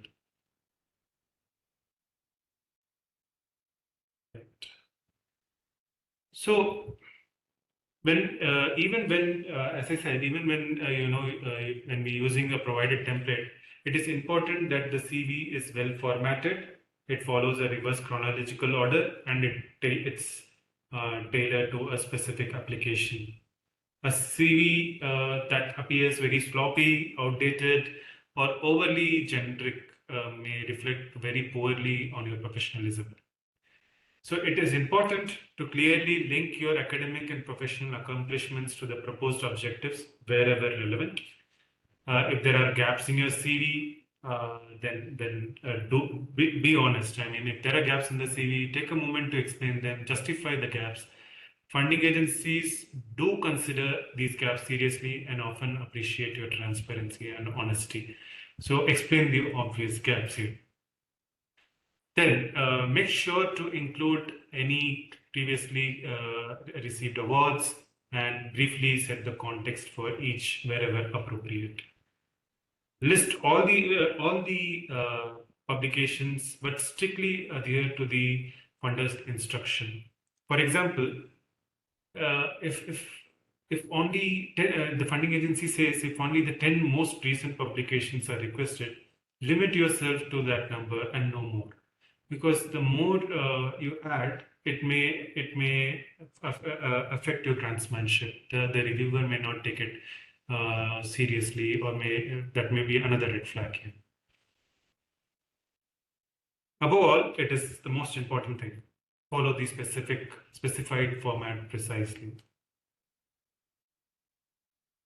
Next is the proposal. Let's walk through the key components of the proposal, which is the title, abstract, introduction, objective, methodology. Of course, you have seen all this, but each section of this grant proposal has a purpose. So I will try to give you highlight the significance of each section. It's important to respect the structure, address every part thoroughly, and ensure that the narrative is cohesive throughout. A well organized proposal not only shows the strength of your idea, but also the ability to articulate and execute it. So the titles are the first impression of your proposal. A strong grant title should function like a compass, clearly pointing to the proposal's purpose, focus, and its potential impact. So in this case, here are two examples. I have given two titles. Title 1, it says systematic development of local initiative to create a learning center for community education, which is acceptable. However, a more concise and engaging vision could make it more appealing to read, I feel. So for example, rephrasing it as a local learning center for community education retains the core context while improving clarity and impact of that title. So here, the key takeaway is to keep it concise. Let's take another example here. This is interesting because title 1, again here it says using AI for TB healthcare. I said to be concise, but here it's way too vague. which does not explain the approach what you're using. You're saying the keyword here is AI and TV healthcare. That's it. It's too vague. So rephrasing it as deep learning models for early detection of pulmonary tuberculosis using cough sound analysis. It makes it more clear, it makes it more specific and focused on the problem. So the takeaway here is to keep it more clear, specific and problem focused. At the same time, the title should be concise. This is another example, but I'll skip this part in the interest of time. I'll go to the most important aspect. The next one is the abstract. So abstracts are a critically important part of your grant application. From a funder's point of view, the abstract is often used to assess how well your proposal fits the scheme's objective. And it is also where they share it to the potential tables. So the abstract should be very clear, concise, and written in very plain language. Even the layman should be able to understand it. So it should highlight the research gap you're addressing, explain how you're going to how you're planning to tackle the problem, and place the anticipated impact of your work in a broader context. So every abstract should begin with a few lines of background that set the context and establish the foundation of the project work. So it's important to clearly state the problem that the proposed research aims to address, which should be followed by a background, the problem statement, the objectives, and then briefly outline the strategy or methodology you will be using to achieve these objectives, and finally conclude with the expected significance or impact of the study. So this should be the basic structure of the abstract, which you should be following in any of your scientific communication. This is another example, but again, I'll skip this one in interest of time.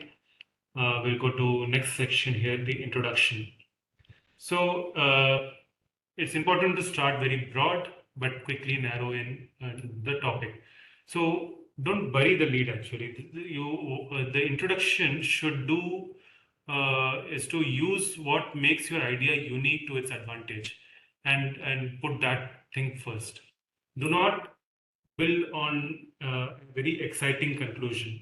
Because your reader is unlikely to make that, unlikely to understand what you're trying to do here. To avoid this, think about what is the most important thing about your project, and think about what you believe is most interesting about your project. Focus on the methodology, focus on the action, focus on the conclusion and the impact that your project will bring. That needs to be clearly listed. And also, it's important to address the gaps. By presenting well-defined problem statements, you can even list them out, not describe them, but list them out. Authors will tend to create an urgency around that topic, and this will encourage the reviewers to engage with the potential solutions and also appreciate that you have thought about the problem statements.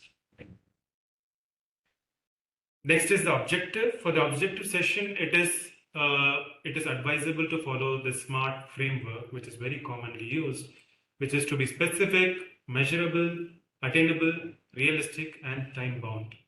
So it should clearly link the knowledge gaps and hypothesis, and clearly state your objectives in terms of expected outcomes rather than the process. And also, it's important to another important point is to justify how each objective will be achieved, and clarify whether the success of one objective depends on the successful completion of another. Sub-aims are typically not required, but if your work requires to do so, if your proposal requires to do so, please do so. And feel free to include figures as and when necessary, relevant figures. So here are 3 examples on how to draft objectives, but I'll skip this slide for now and I'll come to the methodology part. Let's focus on the methodology. This is another important aspect. So this is arguably one of the most scrutinized section of any grant proposal. First, always ensure that you have a work plan and it's tightly connected to your objectives. Please treat them as like separate silos, and each objective should be broken down into actionable steps or like sub-aims. And then your methodology should directly address each of these steps that will be carried out. It is also important to be very specific and not too vague. For example, instead of saying we will collect the data, you can say we will collect over 1,000 cough video samples for from multiple geographic region to fine tune so and so. So this level of detail builds the trust in your execution capacity. Third is to justify your choice. Why is this method? Why this method? Why not alternative method? Why is this sample size required? Why is this geography chosen? Why is this geography chosen? Use feasibility data, past experiences, past results, or pilot studies which you have done, and back up your approach. The reviewers want to know your choices are realistic and not it doesn't have a proof. Fourth, demonstrate experimental vigor. That means clearly state your controls, statistical methods, sample sizes, and how you will handle biases. It's just not about what you will do, but how soundly you will be able to do it. That needs to come out in the proposal. Fifth, always address risks and alternatives. No project is risk-free. Please note that. Acknowledging potential challenges and proposing backup strategies shows that you have deeply thought about the implementation of the project. So reviewers will really appreciate that. No matter how, even if the proposal is not feasible, if you think so, the reviewers will appreciate that you have thought about the risk plan and there is an alternative. There is a alternative plan which you have thought about, and they will even score you high for that. And finally, be clear about your evaluation metrics. How will you measure success? What are the KPIs? Use quantitative indicators wherever possible to show that your outcomes are not just aspirational but measurable. There's a poll time, but again, we'll skip this one. We'll go to the next section.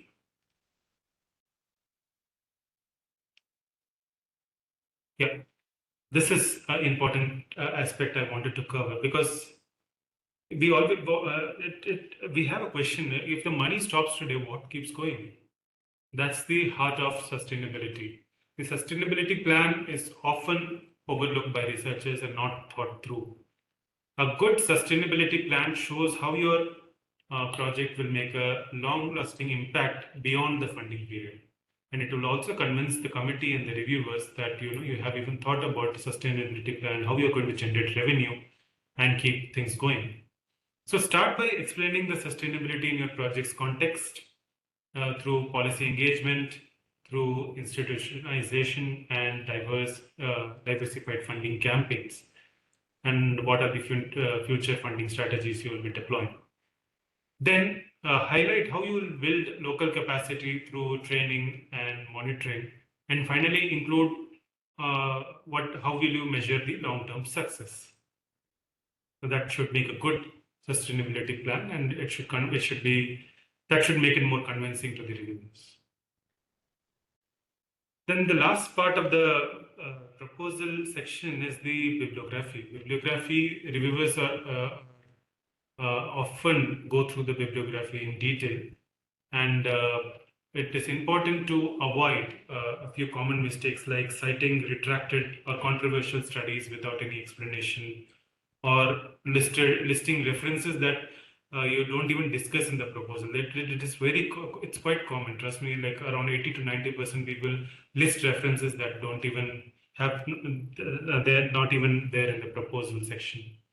And it is also important to include complete entries. See, missing journal names or page numbers or years it's often a big red flag, and reviewers may not take it lightly. Check for the separate literature cited versus bibliography policy. Every funding agency have their own bibliographic policy. Like some funders like NIH, they want only cited works to be listed out. So that it needs to be clearly studied, and then you can work on the bibliography part. Then we come to the budget. There are typically two parts of the budget. I'll quickly run through this. It's of course very common, but it will give you a good idea on how to craft a competitive budget here. The budget narrative is usually short, like 1 or 2 pages description of items in the budget, and it is it's an opportunity for you to describe what you actually need, what are the individual items you need, and the justification for each of these costs. The line item like consumables, equipment, miscellaneous, personal, your travel, it's kind of a spreadsheet which contains an account of the total cost of the project broken down in category wise. And of course, there is an institutional overhead which comes up, which also is an important component to think about. So it's an exercise, but I'll again skip this one in interest of time. Yeah. So it's important to seek funding. Funding is the most important aspect, and you should carefully think about the cost required to successfully achieve the outcomes of the project. So it's a final point. If the justification is required for the justification is required for each line item, it's very important, and you should also include the cost of maintenance of the equipment if required. That should be clearly listed. And if you can also attach the quotation from the vendor for expensive equipments, that will also be an added advantage that the reviewers will consider. Then also explain the qualification of staff you're going to hire, what is their background should be, if they should have a PhD or they should have master's degree or not.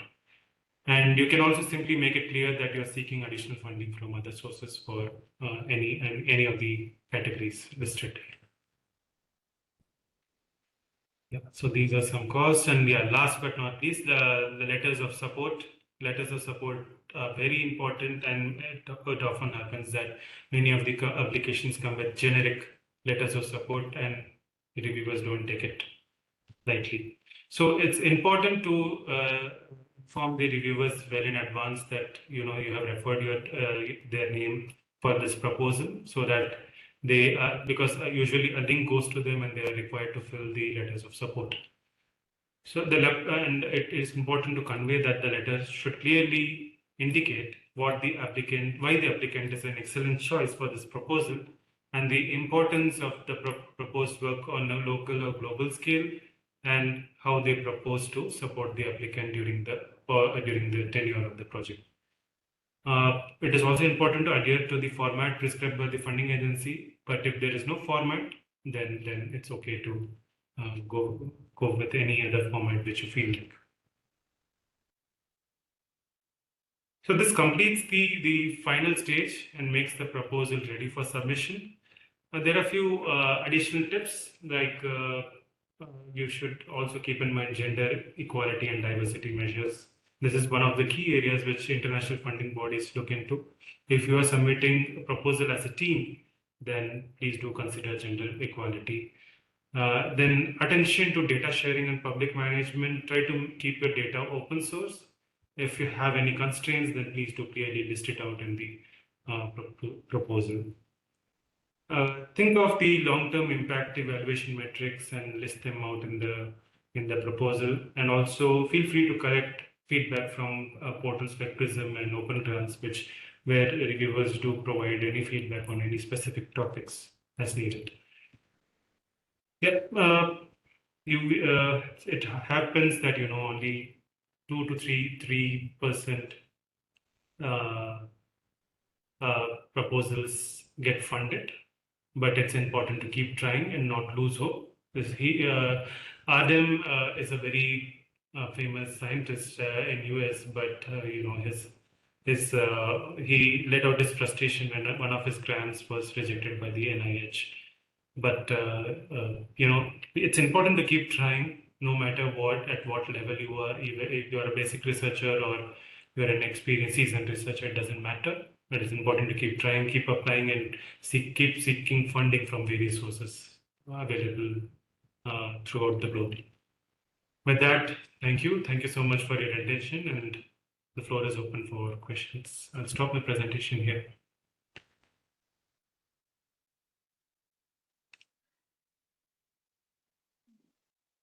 Thank you, sir. There were a few questions. I guess you've already addressed them on the way. But D. Shamala is requesting if you can explain the abstract slide once again. Oh, okay, sure. I'm sorry I had to rush because there were so many topics to cover, and I was worried if I will skip something. No problem. Let me share my screen again.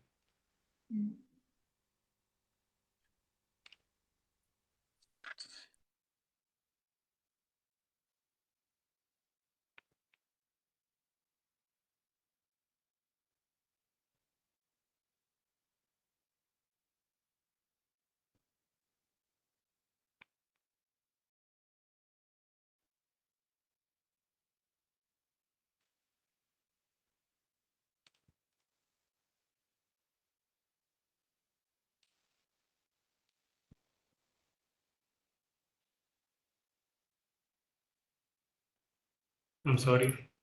Yeah. So abstract, right? So this is typing. Yeah.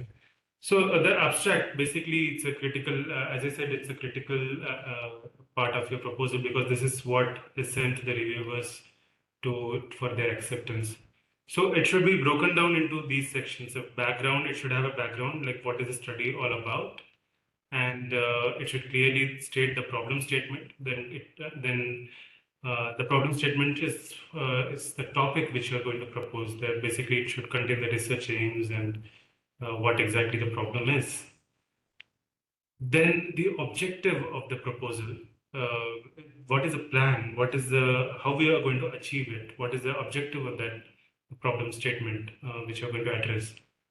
And what is the strategy, the methodology you're going to achieve? Just a couple of lines. It need not be very elaborate, just a couple of lines what you're going to do. And finally, conclude with the significance. What is the significance of the study? When you say a study will provide fundamental insights into mechanism regulating morphogenesis and patterning in early embryogenesis. As a reviewer, I will feel, wow, this will lead to something productive. This is going to give me some insights on embryogenesis, and this will take the subject to another level. So that's this section, the significance, strategy, objective should be clearly listed in the abstract for the reviewer. The reviewer will go through the abstract, read it, and feel that, okay, this proposal is carefully articulated. So it will give him a chance to read the final proposal, and he may probably accept to review it. Yeah.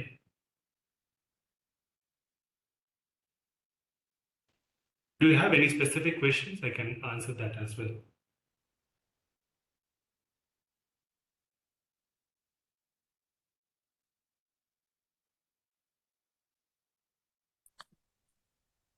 No additional questions as of yet, but we'll wait for them in the chat box.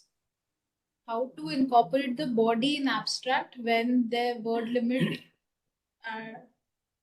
when there are word limits and a lot to tell?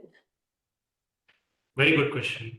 It's a very good question. So the idea is first feel free to write like a one pager of the abstract. Don't start with a couple of lines. Write the entire page, and then you come back to the abstract and see which aspects are not required.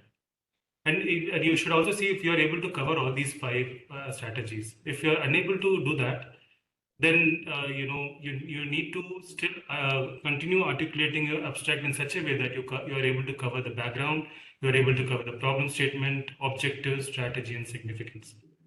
So start with writing a big, like even go for a 500 word abstract, then cut it down, then trim it.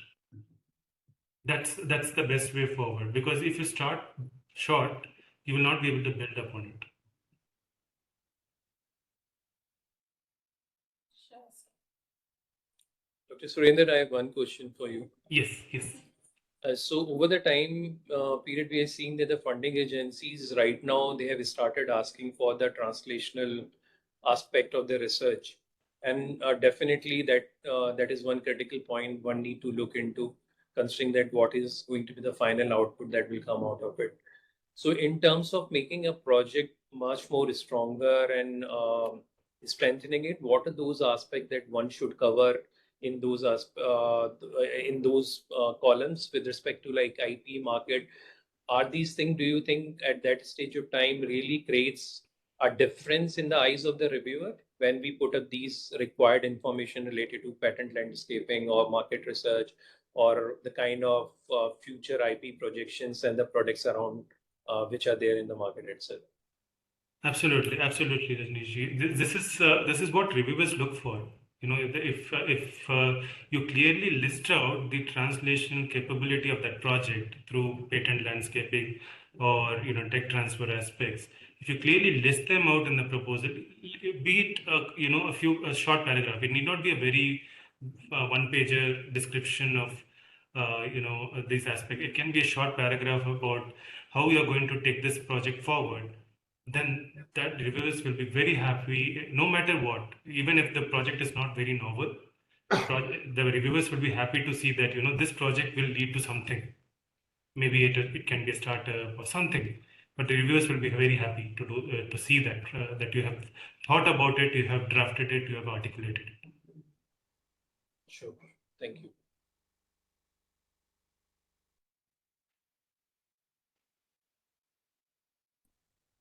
Audience members, if you have any other questions, please feel free to type them in the chat box.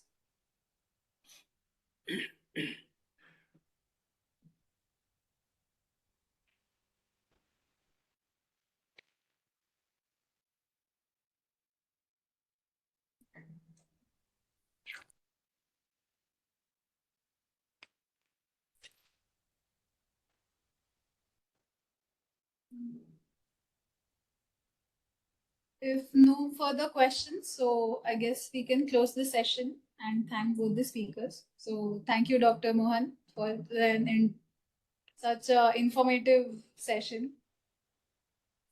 Thank you, I think thank you all. before, Thank you. yeah. Thank you, Dr. Mohan, for such a wonderful session.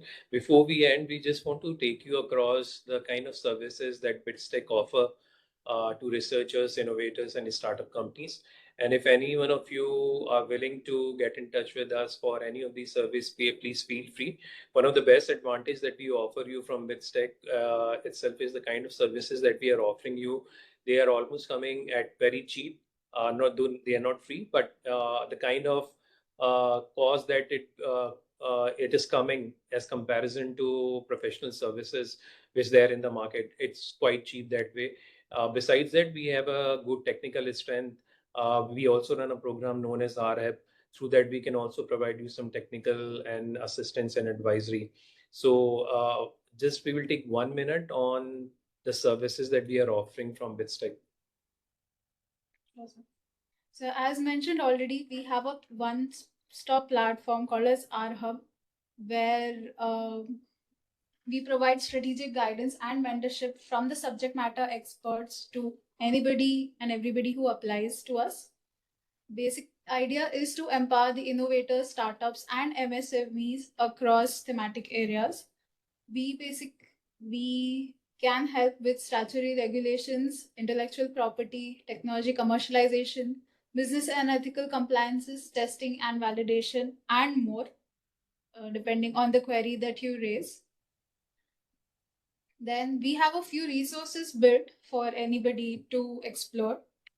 We have a calculators like technology readiness level or investment readiness level, which are a basic yes and no questions to evaluate the level at which your technology is, especially when we think that you would be a good fit for entrepreneurship.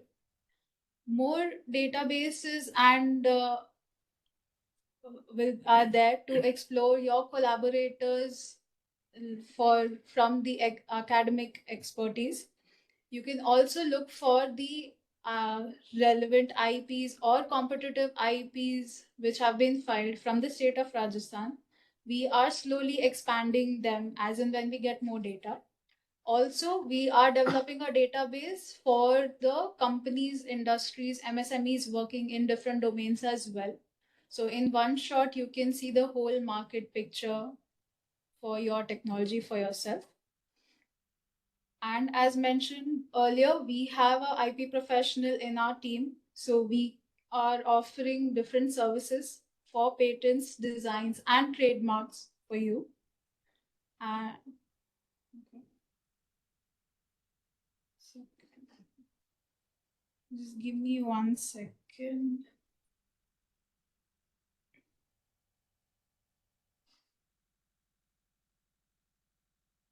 So as you see here, we charge very minimally and we will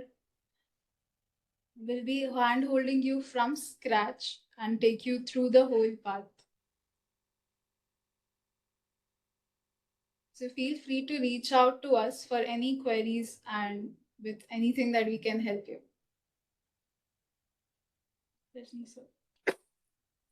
Thank you, Achal. I would just like to take this opportunity to thank our speakers, Dr. Dr. Mohan, Dr. Sathe, for such a wonderful presentation and exploring and also detailing out the aspects which are required for PhD scholars, innovators in the academic setting, that what are those things that they need to look into, what are do's and don'ts that they need to really look into while they are traversing that pathway of research leading to tech commercialization or a startup mode.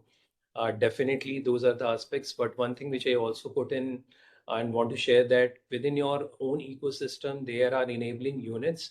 If you have never visited them, it's a rush that please go to these units. These units are your IP cell, your tech transfer office, your research management system, which are managing your research, and also your incubators, which provides you very good insight in terms of how your research can be taken forward, how the IP that you're getting generated out of your projects could be protected, and potentially it could be commercialized through the tech transfer office. If you're planning a venture creation or an entrepreneurial journey, please visit your incubators, because these units, enabling units, give you a flavor, gives you an understanding, and also a lot of insights, because the people, those who are coming there, these are VCs, these are serial entrepreneurs, these are professionals.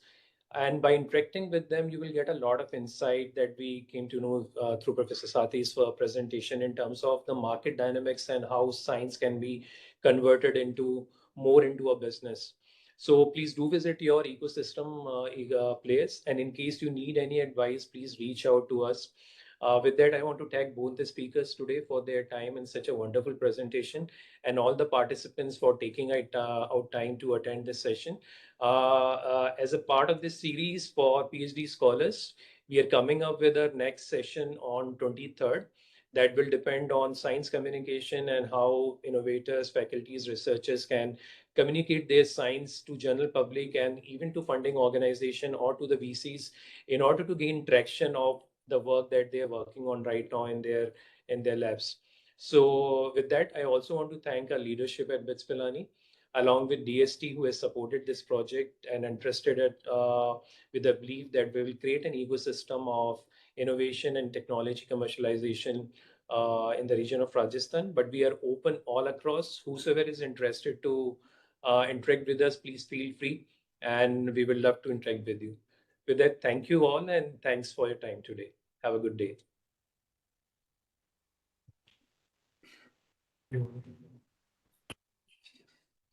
Yeah, thank you, everyone.